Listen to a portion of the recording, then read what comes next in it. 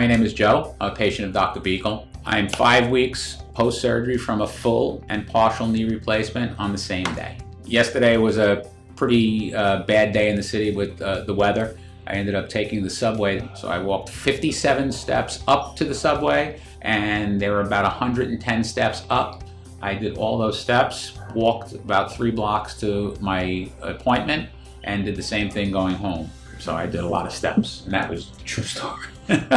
So Joe is a really great guy in his 50s who came to me with painful knees. I was very overweight at one point in my life. I was probably about 75 pounds heavier than I am now. I found the miracle of exercise and eating right. However, the arthritis kicked in the knees. I did physical therapy, I did PRP, I did cortisone shots, nothing worked. When I came to see Dr. Buechel right away, he knew exactly what needed to be done.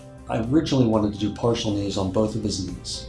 His x-rays were questionable for his left knee being only a partial knee replacement, so we got an MRI, and Joe really needed a total knee on the left knee. So Joe is a great example of doing the right thing for the patient. Using our Mako robotic technology now, we have the option to do partial knee replacement or total knee replacement. I can use the technology just to replace the parts that are bad.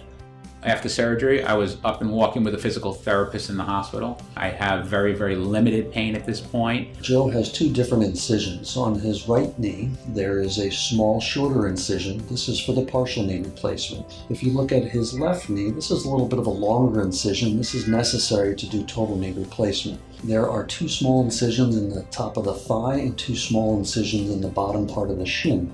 And this is where we place tracking arrays. Tracking arrays are a way for communication to occur between the computer programming that we do for precision placement of his implants. Incision length doesn't really make the big difference, but I do all of my closures with a plastic surgery stitching so that the incisions are very fine once the entire healing process is over. Joe can bend both of his knees already quite well, and he can straighten quite well. The difference you'll notice on the right knee, he's able to straighten completely at this stage. Partial knees, the bending and straightening comes back very quickly. The total knee replacement is a little slower. It takes more aggressive physical therapy to get your full extension and the flexion, but with time and with perseverance, you'll get a great result with the total knee replacement as well. So what's great now with Mako robotic technology is we can take the patient's disease and fit the correct procedure to the correct disease process. It's not one size fits all for anybody anymore. I would definitely recommend Dr. Buechel to other patients. He talks to you on your level. He makes sure that you understand everything that's happening. And I tell everybody they're going to be like normal people when they're done.